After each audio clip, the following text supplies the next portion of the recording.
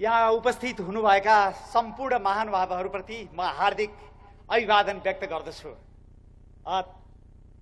तपाईहरू यस्तो घाममा र घामतिरै फर्केर यहाँ यसरी उपस्थित हुनुभएको छ र आज शनिबारको दिन आफ्नो समय कटाएर हामीलाई सुन्न आइदिनु भएको छ।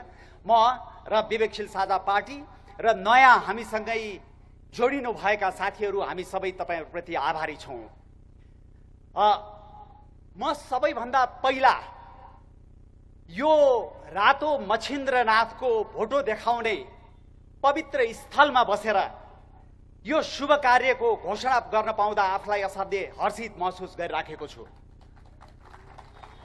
रातो मच्छिन्द्रनाथको भोटो देखाउने यहाँ वर्षौं सयौं वर्षदेखि चलिआएको परम्परा हो र त्यो परम्पराको विषयबाटै म आजको आफ्नो मन्तव्य सुरु गर्न चाहन्छु। त्यो के हो भने नेपालको परिप्रेक्ष्यमा जुन किसिमको धर्म, जुन किसिमको संस्कार, जुन किसिमको परम्परा, जुन किसिमको रीतिथिति थियो, ती सबैमा यो पछिल्ला दशकहरूमा जसरी चिराचिरा पर्दै गइराखेको छ, जसरी विभाजनका रेखाहरू कोरिँदै गइराखेको छ, ती विभाजनका रेखाहरूलाई हामीले नपुरेसम्म, ती विभाजनका रेखाहरूमा मलम नलाएसम्म मलाई लाग्छ हाम्रो विकास र समृद्धिको सपना पूरा हुन सक्दैन।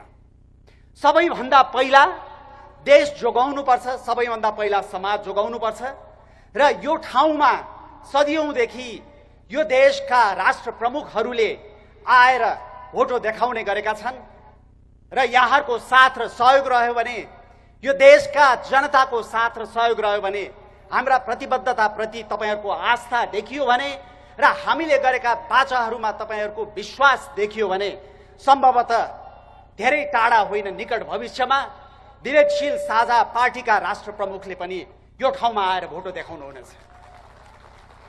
यो भन्दा अति संयुक्तिपूर्ण लाग्ला, तर सुरुमा सबै कुरा अति संयुक्तिपूर्ण नै लाग्छ।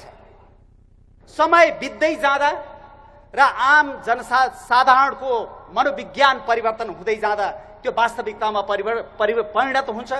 कुनै बेला पञ्चायत ढल्ला भनेर कसैले सोचेको थिएन, कुनै बेला राज संस्था ढल्ला भनेर कसैले सोचेको थिएन, कुनै बेला यो देशमा सशस्त्र द्वन्द्व गरेका माओवादीहरू पनि सत्तामा आउलान् भनेर कसैले सोचेको थिएन र त्यति बेला कसैले मञ्चमा उभिएर भाषण गर्दाखेरि मानिसहरू हाँस्थे। र आज पनि मलाई के लाग्छ भने विवेकशील साझा पार्टीले जब आफ्ना विचारका कुरा गर्छ, जब आफ्ना मुद्दाका कुरा गर्छ, म देख्छु सामाजिक सञ्जालमा बारम्बार व्यङ्ग भएको हुन्छ। म देख्छु नेपालका अग्रणी लेखक तथा टिप्पणीकारहरूले त्यसलाई अब मूल्याङ्कन गरेर व्यङ्ग गर्नु भएको हुन्छ। गर्दै गर्नुहोस् र हेर्दै गर्नुहोस्। यो देशमा अब कसैले यो देशको रूपान्तरण गर्ने क्षमता राख्छ भने त्यो विवेकशील साझा पार्टी मात्रै हो। मान्नुहोस् या नमान्नुहोस्, विवेकशील साझा पार्टीले यो देशको नेतृत्व गर्छ र हामीलाई के थाहा थियो भने विवेकशील साझा पार्टी गत 4 वर्षमा जुन स्तरमा थियो, जुन साइजमा थियो, त्यो साइज मात्रै पर्याप्त थिएन। किनभने पुराना पार्टीहरूले यो देशलाई, यो समाजलाई जसरी जकडाएर राखेका छन्, जसरी गाउँको सामान्य उपभोक्ता समितिदेखि सर्वोच्च अदालतसम्म राजनीतिकरण गरेका छन्, त्यो ठाउँको त्यो सिक्री तोड्न सजिलो छैन। त्यो सिक्री तोड्ने प्रयासमा गत 4 वर्षमा हामीले धेरै उतार चढाव पार गर्यौं। हामीले 3वटा चुनाव लड्यौं। हाम्रो बागमती प्रदेशमा 3 जना सभासद हुनुहुन्छ। हामीले गएको चुनावमा 5औं ठूलो पार्टी बन्यौं हामी, तर त्यो देश रूपान्तरण गर्न पर्याप्त छैन भन्ने हामीलाई बोध थियो। त्यसै कारणले हामीले यो पार्टीलाई ठूलो बनाउनु पर्छ। विभिन्न समान समूह सोच राख्ने, समान विचार राख्ने शक्तिहरू एक ठाउँमा आउनुपर्छ र बृहत हस्तक्षेपकारी रूपान्तरणकारी शक्ति निर्माण गर्नुपर्छ भन्ने ध्येय राखेका थियौं र त्यही ध्येय अनुरूप आज केही अघि हाम्रो रोशनीजीले, कार्यक्रम प्रस्तुताजीले भनिसक्नुभयो, गएको 1.5 वर्षदेखि राजनीतिक शक्ति निर्माणको लागि विभिन्न बहसहरू चलाउँदै आएको सिटिजन्स डिस्कसन फोरम, त्यसै गरी राजनीतिक गतिविधि नै गर्दै आएको राष्ट्रिय जनता दरबार पार्टी, यो 2वटासँग हामीले एकीकरण गर्ने र बृहत शक्ति निर्माणको अभियानको पहिलो कदम चाल्ने भनेर निर्णय गर्यौं र त्यही निर्णय अन्तर्गत आज हामी यहाँ जम्मा भएका छौं। तर खुसीको कुरा के हो भने आजै हामी यसरी एकीकरण गर्दैछौं भन्ने थाहा पाएपछि डेमोक्रेटिक नेपाल फोरम भन्ने एउटा समूहका साथीहरू पनि हामीसँगै जोडिनु भएको छ, जसको बारेमा अहिले रोशनीजीले प्रकाश पार्नुहुनेछ। र यो यसै गरी समान सोच भएका साथीहरू हामी अझ बढी जोडिँदै जानेछौँ र हामी साँच्चीकै यो देशको रूपान्तरण गर्ने ठाउँमा पुग्नेछौँ भन्ने मेरो विश्वास हो। अब म अरू भूमिका नबाँधिकन ठोस विषयवस्तुहरूभित्र प्रवेश गर्न चाहन्छु। त्यो ठोस विषयवस्तु भनेको के हो भने हामीले गएको 4 वर्षमा जे जति गर्यौं हामीलाई विश्वास गर्ने साथीहरू पनि हुनुहुन्छ, तर यहाँ विश्वास नगर्ने एउटा तबका छ।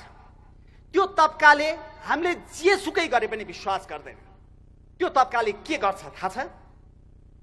2052 सालमा नै सांसदहरूलाई पजेरो सुविधा दिएर व्यापारी र सांसदहरूको बीचमा साँठगाँठ जुटाइदिने शेरबहादुर देउवाको नेपाली कांग्रेसलाई समर्थन गर्छ।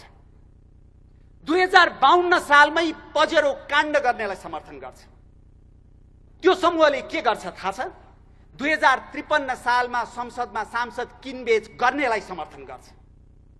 त्यो समूहले के गर्छ थाहा छ? त्यो समूहले यो देशमा लाउडा काण्ड, धमिजा काण्ड, यो देशमा यति काण्ड, यो देशमा बालवाटार काण्ड, यो देशमा वाइट बडी काण्ड, यो देशमा शिविरका लडाकुहरूबाट लाई दिएको पैसा आफै राख्ने घुसखोरीहरूको घुसखोर काण्ड गर्नेहरूलाई समर्थन गर्छ।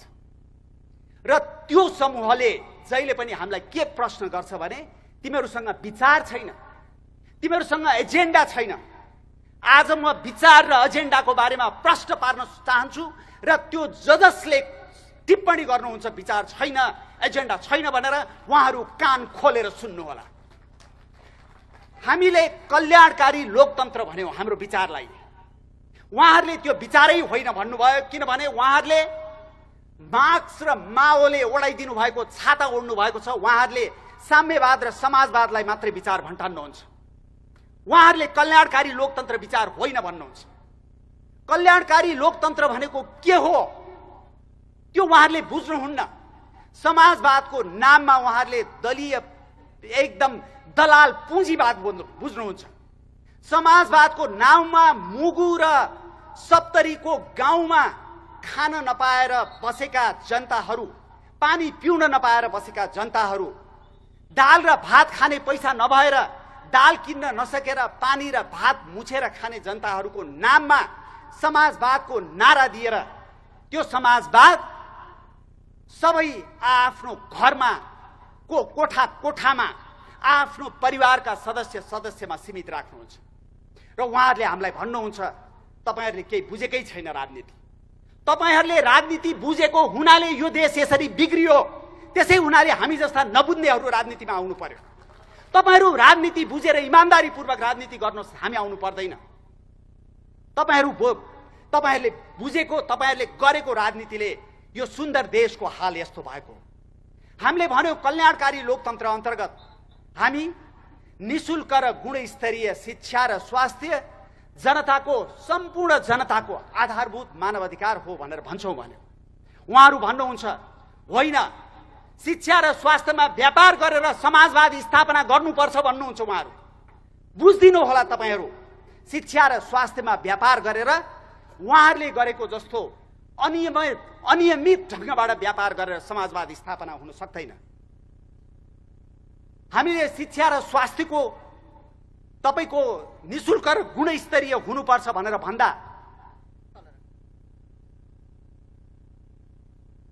निशुल्क र गुणस्तरीय हुनुपर्छ र त्यो हामी सुनिश्चित गर्छौं भन्दा उहाँहरू कसरी गर्नुहुन्छ भनेर भन्नुहुन्छ।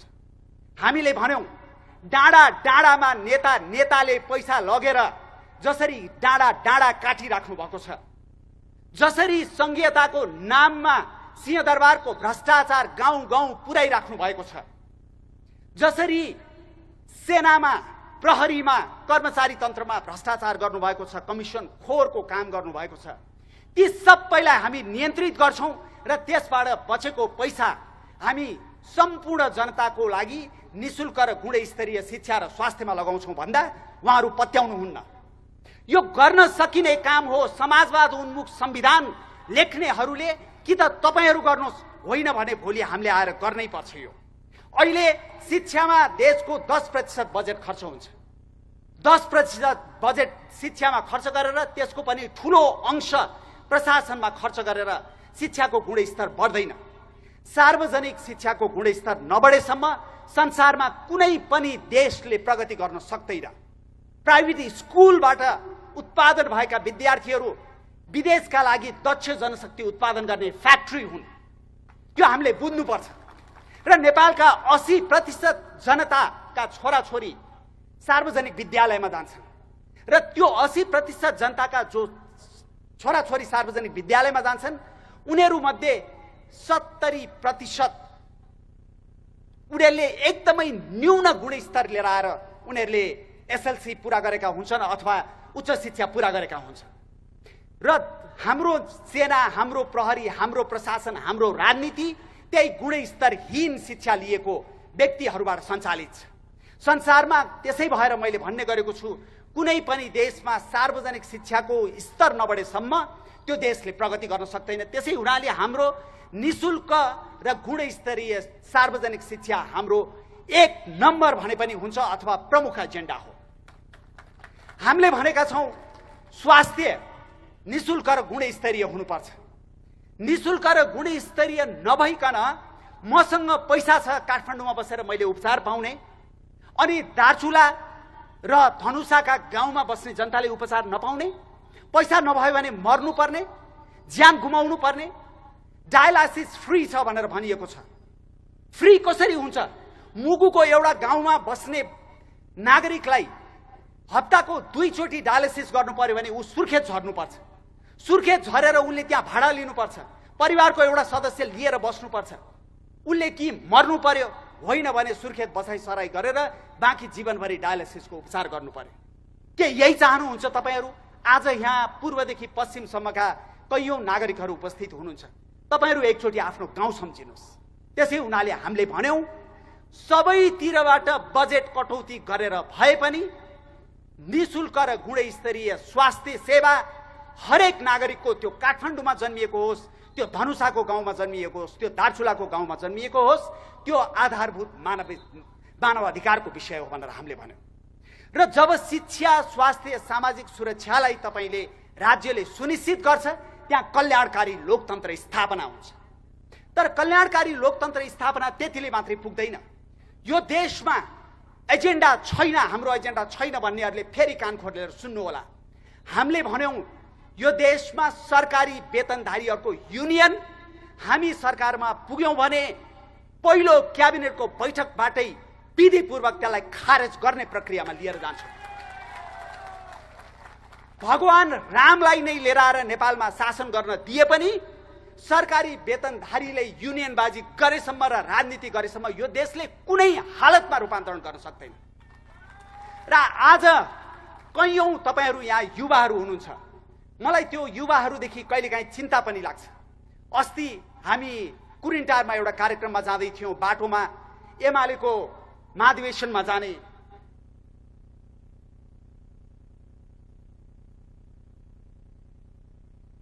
युवाहरू भेट भयो।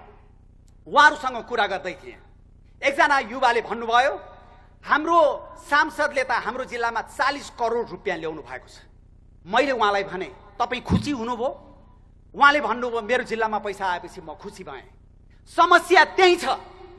सांसदलाई बजेट बाँडेर ठेकदार बनाउने कि नीति निर्माता बनाउने उहाँहरूलाई थाहा छैन।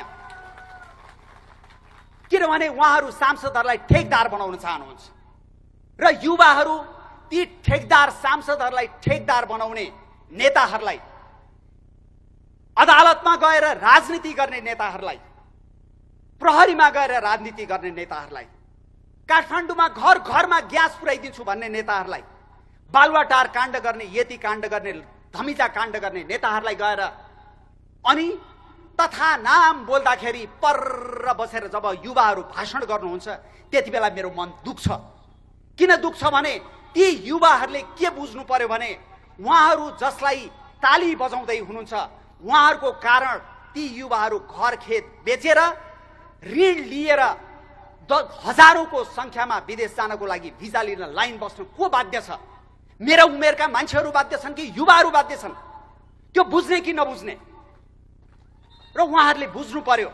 त्यसरी युवाहरू यहाँ टायर बाल्न निस्किदा, त्यसरी युवाहरू ट्राफिक जाम गर्न निस्किदा, त्यसरी युवाहरूले भ्रष्ट र देशद्रोहनकारीहरूको पछि लागेर ताली बजाउँदाखेरि यो देशको दुर्दशा मात्रै भएन, तपाईहरू जस्ता युवाहरू मौका पर्यो भने अपवादलाई छोडेर कोही यो देशमा बस्नुहुन्न, सबै देश छोडेर जानुहुन्छ। कसले सृजना गर्यो त्यो स्थिति? त्यो बुझ्नुपर्छ कि पर्दैन युवाहरूले? हो, त्यस्ता नेताहरूलाई हामीले भन्ने गरेका छौँ, हामीले सरकारी वेतनदारीहरूको युनियन क्याबिनेटको पहिलो बैठकबाट हामी खारेज गर्छौँ भनेर भन्ने गरेका छौँ। त्यति मात्र होइन, अहिले सर्वोच्च अदालतमा बडो विवादमा परेको छ। सारा नागरिक समाजका व्यक्तित्वहरूले, पत्रकारहरूले, नागरिकहरूले के भनिराख्नु भएको छ भने प्रधान न्यायाधीशले राजीनामा दिनु पर्यो, महाभियोग लाउनु पर्यो भनेर भनिराख्नु भएको छ। प्रधान न्यायाधीशले राजीनामा पनि दिनु पर्ला, महाभियोग पनि लाउनु पर्ला, त्यो भिन्दै कुरा हो। तर त्यो प्रधान न्यायाधीश उत्पादन कुन मसिनले गरिराखेको छ तपाईहरूले बुझ्ने कि नबुझ्ने? अनि प्रधान न्यायाधीश एउटा हटाउनुहोस् अनि अर्को निस्किन्छ, अख्तियारमा एकजना हटाउनुहोस् अर्को निस्किन्छ, प्रधानमन्त्री एकजना काम लाग्दैन अर्को लिएर आउनुहोस् फेरि अर्को निस्किन्छ।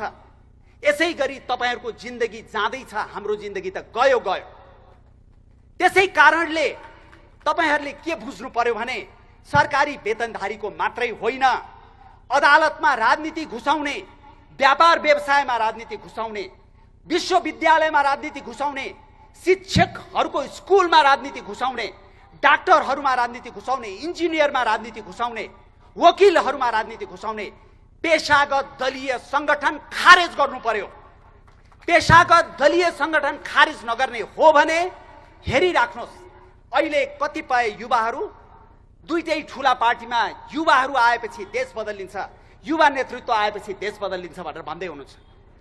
ती युवा नेतृत्वले काहीँ कुनै ठाउँमा भन्नुभएको छ म नेतृत्वमा पुगेँ भने सरकारी वेतनधारीको युनियन खारेज गर्छु, म दलीय पेशागत संगठन खारेज गर्छु भनेर काहीँ भन्नुभएको छ? तपाईहरूले सुन्नु भएको छ? सुन्नु भएको छ भने भन्नुहोस्, सुनेको छैन भने के विश्वास नगर्नुहोस् भने उनीहरू नेतृत्वमा परेर पुगेर उनीहरूले कुनै परिवर्तन गर्न सक्दैन। कसरी पुग्ने? सरकारी वेतनधारीको युनियन बाजी गर्नेहरूको सहयोग लिएर नेतृत्वमा पुग्ने, दलीय पेशागत संगठन खोल्नेहरूको सहयोग लिएर नेतृत्वमा पुग्ने, कलेजमा विद्यार्थीलाई पढ्न होइन राजनीति गर्न सिकाएर, झगडा गर्न सिकाएर, प्राध्यापकलाई कालो मुसो दल्न सिकाएर नेतृत्वमा पुग्ने, अनि त्यहाँबाट यो देश परिवर्तन गर्छु भन्ने? मलाई संसारमा एउटा देश बताइदिनुहोस् जहाँ एउटा सरकारी कार्यालयमा 6वटा युनियनको बोर्ड झुन्डाएर त्यो देशले प्रगति गरेको होस्? काहीँ छ संसारमा? काहीँ छ? हामीले यी सबै विषय उठायौँ। हामीले यो देशको धर्म संस्कृतिको रक्षा हुनुपर्छ भन्यौँ। हामीले यो देशमा सेना र प्रहरीमा राजनीतिक हस्तक्षेप हुनु हुँदैन भन्यौँ। हामीले कल्याणकारी लोकतन्त्रको धरातल निर्माण गर्नुपर्छ भनेर भन्यौँ। अनि आएर हामीलाई भन्नुहुन्छ तपाईहरुको विचार छैन। विचारको मदानीमा पिल्सिदा यो देश जर्जर भइसक्यो। बुझ्नु भएको छ कि छैन हामीलाई आरोप लगाउनेहरूले? त्यो नबुझ्ने हो भने एकचोटि हेर्नुहोस् बनेका देशहरू संसारमा कसरी बिग्रिएका छन्। एकचोटि हेर्नुहोस्, हाम्रै छिमेकमा हेर्नुहोस्, अफ्रिकामा हेर्नुहोस्, युरोपमा हेर्नुहोस्। त्यति नबुझ्दाखेरि यो देश पञ्चायतको 30 वर्षमा नि बन्न सकेन, यो देश बहुदलको 30 वर्षमा नि बन्न सकेन। र हामी जस्ता गैर राजनीतिक पृष्ठभूमिका व्यक्तिहरू राजनीति गर्छौं भनेर राजनीतिमा आउनु पर्यो। त्यसै भएर हामीसँग विचार नभएको होइन। उहाँहरूको लागि विचार भनेको अघि पनि मैले भने मार्क्स र माओले ओडाइदिएको समाजवाद साम्यवादको छाता मात्रै हो। उहाँहरूको लागि एजेन्डा भनेको सांसदलाई तपाईको सांसद विकास कोष दिएर सांसदलाई ठेकदार बनाउने उहाँहरूको एजेन्डा हो। उहाँहरूको एजेन्डा भनेको बिचौलियाहरूसँग साँठगाँठ गरेर दिनै नसकिने अस्पताल चलाउन दिने, दिनै नसकिने स्कुल चलाउन दिने, दिनै नसकिने व्यापार चलाउन दिने, दिनै नसकिने अन्य जग्गाको कारोबार गर्न दिने, सहरहरू अव्यवस्थित बनाउने र सहरहरूलाई सम्पूर्ण तपाईको एकदमै अव्यवस्थित बनाएर कङ्क्रिटको जंगल बनाइदिने, यो सम्पूर्ण उहाँहरूको एजेन्डा हो। ती एजेन्डा चाहिँ उहाँहरूको लागि राजनीति हो। हामीले भनेको एजेन्डा चाहिँ उहाँहरूको लागि राजनीति होइन। हामीले भन्यौं विचारभन्दा माथि देश हुन्छ भनेर भन्यौं। उहाँहरूले खिस्स व्यङ्ग गर्दै भन्नुभयो, विचार नबुझ्नेहरूले त्यसै भन्छन् देश भनेको त विचारको प्रडक्ट हो, विचारबाट मात्रै देशको उत्पादन हुन्छ। त्यति नबुझ्ने हामी छैनौं। हो, एउटा घर बसाउँदाखेरि मन मिल्ने श्रीमान र श्रीमती जुट्छन् र घर बसाउँछन्, तर घर बसिसकेपछि घरमा आगो नलाऊ है भनेर भन्छन्। हामी पनि त्यही भन्दैछौँ, घर बन्यो विचारबाटै यो देश बन्यो, विचारबाट देश बन्यो, तर पृथ्वीनारायण शाहको विचारबाट देश बन्यो भन्ने कुरा नबिर्सौं। पृथ्वीनारायण शाहलाई माला लाउन नचाहेर मार्क्स र माओलाई माला लाउन जानेहरूले यो देश बनाउन सक्दैनन्। यो बुझौं। यो देशमा माओको नाम लिन हुने, यो देशमा माओको गुणगान गाउन हुने, यो देशमा महेन्द्रको गुणगान गाउन नहुने? किन नहुने? म यहाँ उभिएर भन्छु, मलाई कसैले राज संस्थावादी भनेर आरोप लगाइराखेका छन्। म यो न त राज संस्थावादी हुँ, न गणतन्त्रवादी हुँ, न धर्मनिरपेक्षतावादी हुँ, न धर्म सापेक्षतावादी हुँ, न संघीयतावादी हुँ, न संघीयता विरोधी हुँ। म नेपालवादी हुँ। यो देशको हित जति बेला जसरी हुन्छ म त्यही वादी हुँ। ल, जसलाई जे भन्नुपर्छ भने हुन्छ। यहाँ बसेर विचारको मन्थन गर्दा, यहाँ बसेर मैले पत्रिकामा लेख लेख्दै गर्दा तपाईहरुलाई थाहा छ, देहातमा एक्लो रुखमा छोराछोरीलाई खुवाउन नसकेर, छोराछोरीलाई बिख खुवाएर झुन्डाएर आफू पनि झुन्डिएर मरेका बाबुआमाको बारेमा तपाईहरुले पढ्नु भएको छ। अस्ति भर्खर विराटनगरमा 21,000 रुपियाँको बिल तिर्न नसकेर 3 तला माथिबाट हाम फालेर मरेको नागरिकको बारेमा पढ्नु भएको छ। अनि तपाई भन्नुहुन्छ देशभन्दा विचारमाथि? होइन, विचारभन्दा देशमाथि। संसारको हरेक देशमा अमेरिकनहरूले अमेरिका फर्स्ट भन्नु हुने, अमेरिका पहिलो भन्नु हुने, बेलायतीहरूले ब्रिटेन फर्स्ट भन्नु हुने, इन्डियनहरूले इन्डियन फर्स्ट भन्नु हुने, चाइनिजहरूले चाइना फर्स्ट भन्नु हुने, म नेपाली भएर नेपाल फर्स्ट भन्न नहुने। त्यसै हुनाले मेरो लागि विचारभन्दा माथि देश हो। किनभने विचार परिवर्तनशील हुन्छ। तपाईहरु परिवर्तनशील हुँदैन भन्नुहुन्छ भने सम्झिनुहोस् नेपाली कांग्रेसको इतिहास। बीपी को विचार जीपीमा आएर टुटे कि टुटेन, र जुन दिन बीपी को विचार जीपीमा आएर टुट्यो त्यो दिनदेखि यो देशले, यो समाजले सन्तुलन गुमायो। यो देशलाई विकृत वामवादीहरूले, विषाक्त वामवादीहरूले आफ्नो कब्जामा लिए। यो बुझेको छ कसैले? त्यसैगरी अहिलेको सबैभन्दा ठूलो नेता, गणतन्त्रवादी नेता प्रचण्ड भनेर धेरै ठाउँमा लेखेको बोलेको सुनिन्छ।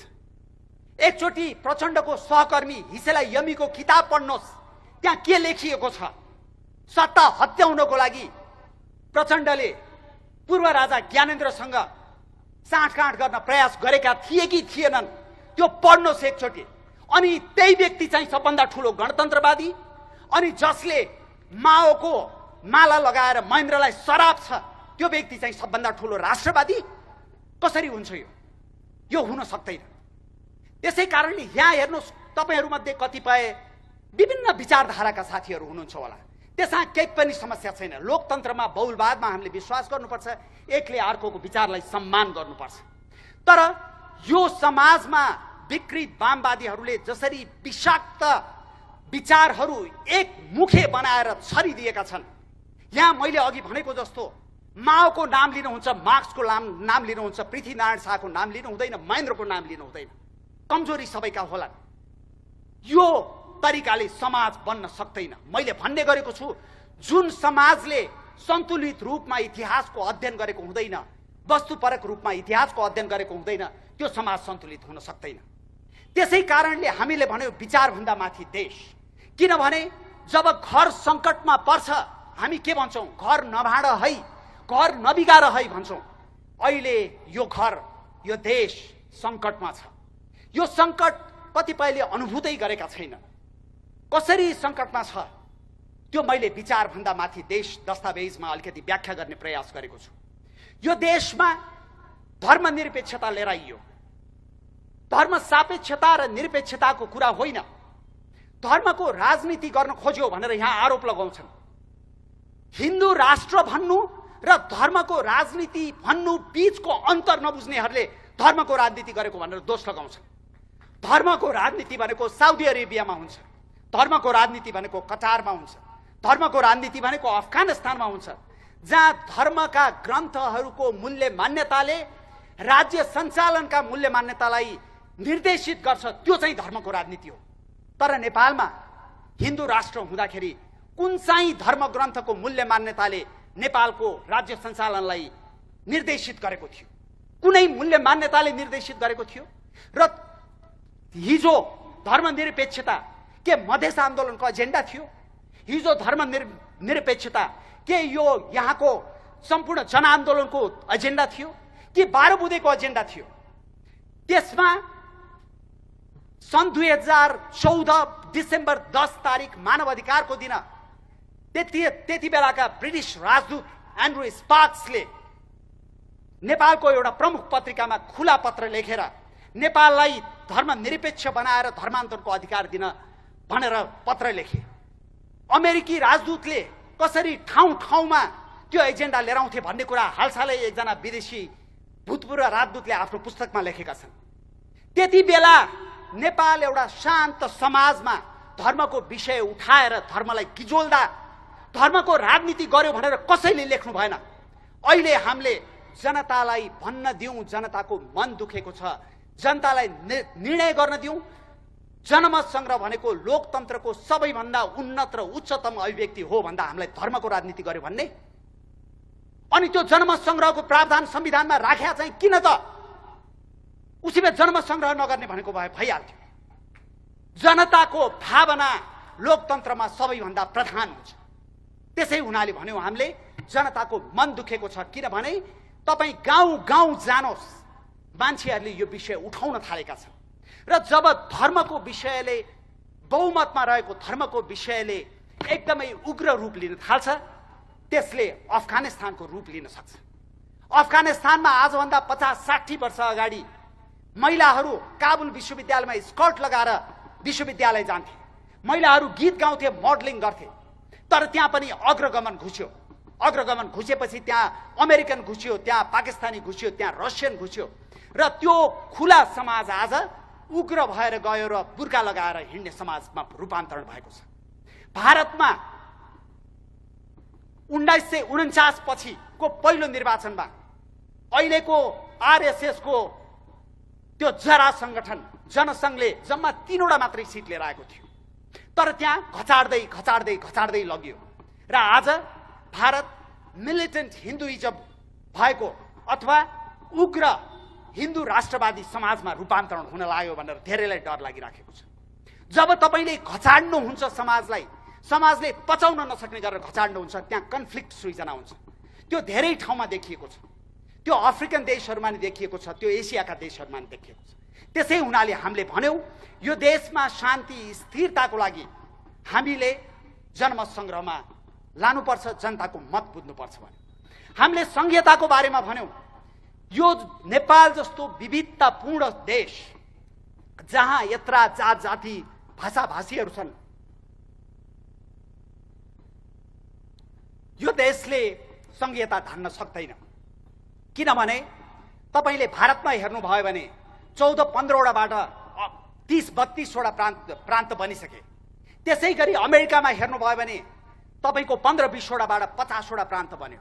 त्यसैगरी सबैभन्दा कान्छो एउटा देश छ दक्षिण सुडान, त्यहाँ 10 वटा प्रदेश बनाए, त्यहाँबाट 30 वटा 32 वटा भयो र अहिले फर्किएर फेरि 10 वटा भएको छ।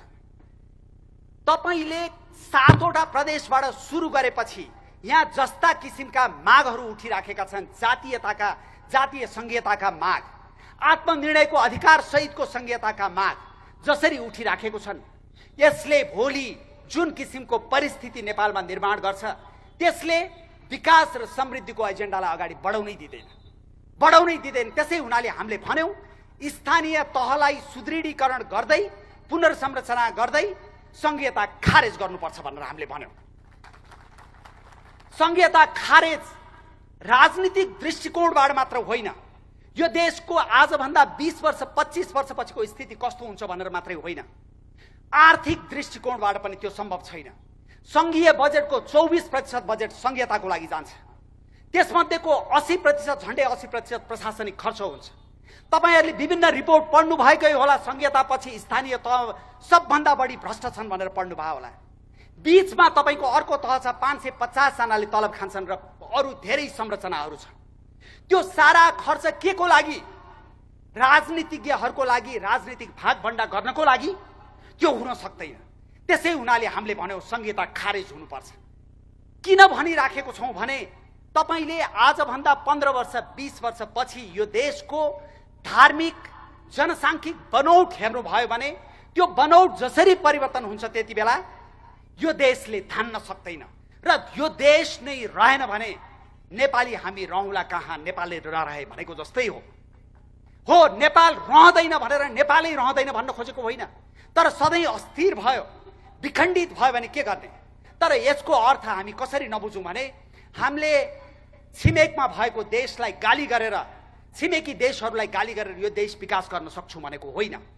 हामीले छिमेकीहरूसँग सन्तुलित विदेश नीति अवलम्बन गर्नै पर्छ। त्यो सौम्यतापूर्वक हाम्रो विदेश नीति हामीले ह्यान्डल गर्नै पर्छ। हामीले त्यसरी विदेश नीति ह्यान्डल गरेनौं भनेदेखि के हुन्छ त भने विदेशी राजदूतले हाम्रा भूतपूर्व मन्त्रीदेखि प्रधानमन्त्रीसम्मलाई प्लास्टिकको चेयरमा वरिपरि राखेर लेक्चर दिन्छन्। त्यो लेक्चर अब नेपालले सहने कि नसहने भन्ने विषय हो। त्यो लेक्चर अब यो देशले पचाउनु हुँदैन भन्ने हाम्रो मान्यता हो। यो देशको स्वाभिमान पुनर्स्थापित गर्नुपर्छ भन्ने हाम्रो मान्यता हो। त्यसै कारणले हामीले भन्यौं यो देशको संघीयता खारेज हुनुपर्छ भनेर भन्यौं र यी विषयहरूलाई हामीले हाम्रो प्रमुख एजेन्डा बनाएका छौं। हाम्रा विचारका बारेमा हामीले एक्सप्लेन गर्ने गरेका छौं। तर हामीलाई खिसीट्युरी गर्नेहरूले, हामीलाई व्यङ्ग गर्नेहरूले तिमीहरूको विचार छैन भन्छन्, तिमीहरूको एजेन्डा छैन भन्छन्। किनभने उहाँहरूको लागि जुन किसिमको देश दोहन गर्ने एउटा मसिनले काम गरिराखेको छ त्यो नै उहाँहरूको लागि एजेन्डा हो, त्यो नै उहाँहरूको लागि विचार हो। अब त्यो यो देशको लागि स्वीकार्य हुन सक्दैन। आदरणीय जनसमुदाय, आदरणीय उपस्थित महानुभावहरू, यहाँहरूलाई म के निवेदन गर्न चाहन्छु भने हामीले जुन प्रतिबद्धता देखाएका छौं, हामीले यो देश हाम्रै जीवनकालमा रूपान्तरण गर्नुपर्छ भन्ने जुन दृढता लिएर राजनीतिमा आएका छौं, हामीलाई एकचोटि विश्वास गरिदिनुहोस्। हामीलाई तपाईहरुले एकचोटि मौका दिनुहोस्। 10औं चोटि भ्रष्टाचार गर्ने, 10औं चोटि राज्य दोहन गर्नेहरूलाई निरन्तर विश्वास गर्ने, हामीलाई क्रिस्चियनिटी फैलाउन आएको एजेन्ट भन्ने, तर होली वाइनमा 25 चोटि नौनेलाई लगेर भोट दिने, अनि त्यहाँबाट तपाई यो देश रूपान्तरण होस् भनेर सोच्ने, त्यो हुन सक्दैन। हाम्रो लागि यो देश प्रधान हो। यो देशलाई शिरमा राखेर हामी हिँड्छौं। यो देशको राष्ट्रिय हित, राष्ट्रिय स्वार्थ हाम्रो लागि सबैभन्दा महत्त्वपूर्ण विषय हो र यो देशको राष्ट्रिय स्वार्थ, राष्ट्रिय हित गर्नको लागि एकदम आकाशै खसाल्नु पर्दैन। यो देशका संरचनाहरू छन्, ती संरचनाहरूलाई आफ्नो ढंगबाट काम गर्न दिए पनि पुग्छ, ती संरचनाहरूलाई नगुचेलै पनि पुग्छ। ती संरचनाहरूले राम्रोसँग काम गर्न सके भने यो देश रूपान्तरण हुन्छ। भ्रष्टाचार नियन्त्रण गर्नको लागि हामीसँग अख्तियार दुरुपयोग अनुसन्धान आयोग छ, तर अख्तियार दुरुपयोग अनुसन्धान आयोगमा लगेर तपाईको आफ्नो सम्वर्धन गर्ने व्यक्तिलाई तपाईको प्रमुख बनाएपछि यो देशमा भ्रष्टाचार नियन्त्रण कसरी हुन्छ? त्यसलाई 5 जना यो देशमा एकदम इमानदार र क्षमतावान व्यक्तित्वहरू छैनन् होला, उहाँहरूलाई लगेर काम गर्न दिउँ त? 2 वर्षमा भ्रष्टाचार नियन्त्रण कसरी हुन्छ? र त्यो भ्रष्टाचार नियन्त्रण हुने बित्तिकै यो देशका अन्य निकायहरूले आफै राम्रोसँग काम गर्न थाल्छ। त्यसै हुनाले गर्ने ठाउँ छ। गर्न नसकिने कुरा होइन, गर्ने ठाउँ छ, तर गर्ने प्रतिबद्धता भएका व्यक्तिहरू छैनन्। र त्यो प्रतिबद्धता भएका व्यक्तिहरू तपाईहरू जो आज यहाँ जम्मा हुनुभयो, तपाईहरूलाई आग्रह के हो भने तपाईहरू जानुहोस्, सबै ठाउँमा भनिदिनुहोस् अबको विकल्प भनेको विवेकशील साझा नै हो भनेर भनिदिनुहोस्, अबको विकल्प भनेको तराजु नै हो भनेर भनिदिनुहोस्। तपाईहरूले साथ दिनु भएन भने मैले आज बिहान यहाँ कार्यक्रममा आउनुभन्दा अगाडि लेखेँ, अब कहाँ जानु, घरमै बसेर हेरौँ कार्यक्रम लाइभ आएको हेरौँ भनेर तपाईँहरू नआउनु होला, कार्यक्रममा आइदिनुहोस् भनेर लेखौँ।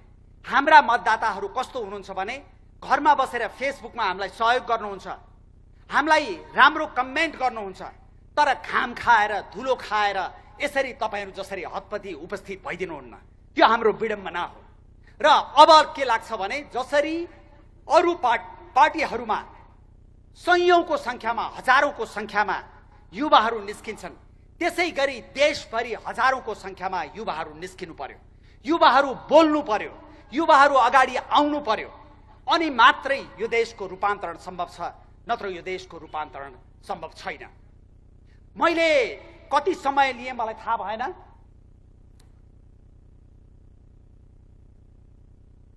म एकचोटि मैले तपाईहरुलाई निवेदन गर्छु भनेको केही बुँदा छुट्यो कि म हेर्न चाहन्छु र त्यसपछि म मेरो मन्तव्यलाई यही ठुङ्गाउँछु।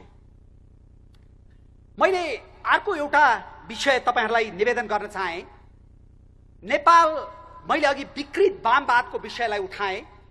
विकृत वामवादले गाँजेको समाज हो, तर तपाईले विकृत वामवादीहरूले जुन किसिमको कथ्य नेपालमा निर्माण गर्न खोजेको छन्, त्यो कथ्य अनुसारको नेपाल त्यो समाज होइन। नेपाल मूलतः नरम परम्परावादी समाज हो। नेपाल मूलतः नरम दक्षिणपन्थी समाज हो, जहाँ तपाईले गाउँ गाउँमा जानुभयो भने, शहर शहरमा जानुभयो भने त्यसको झल्को पाउनुहुन्छ। र दक्षिणपन्थी र परम्परावादी शब्द प्रयोग गर्ने बित्तिकै यहाँ पश्चगमनकारी भन्ने चलन छ। यहाँ एङ्गेला मर्केल 16 वर्ष जर्मनीमा एकदमै राम्रोसँग शासन गरिन् भन्दा एङ्गेला मर्केलको हाई हुन्छ, तर Angela मर्केलको party Christian democratic party चाहिँ नरम दक्षिणपन्थी पार्टी हो भन्ने कुरा कसैले याद गर्दैन।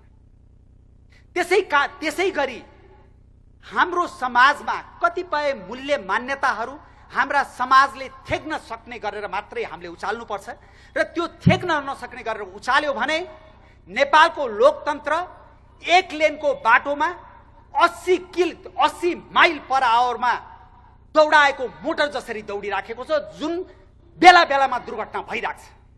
जत्रो बाटो छ, जत्रो समाज छ, त्यसलाई अलिकति तन्काएर तपाईले परिवर्तन गर्न सक्नुहुन्छ, तर जबरजस्ती एक लेनको बाटोमा 80 माइलमा मोटर चलाउनु भयो भने त्यसले दुर्घटना निम्त्याउँछ।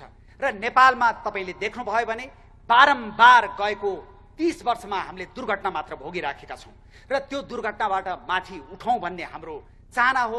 त्यो चाहना परिपूर्ति गर्न तपाईहरू सबैको हामीलाई साथ रहोस्, तपाईहरू सबैको हामीलाई समर्थन रहोस्, र तपाईहरू सबैको जय होस्, यो देशको जय होस्। धेरै धेरै धन्यवाद।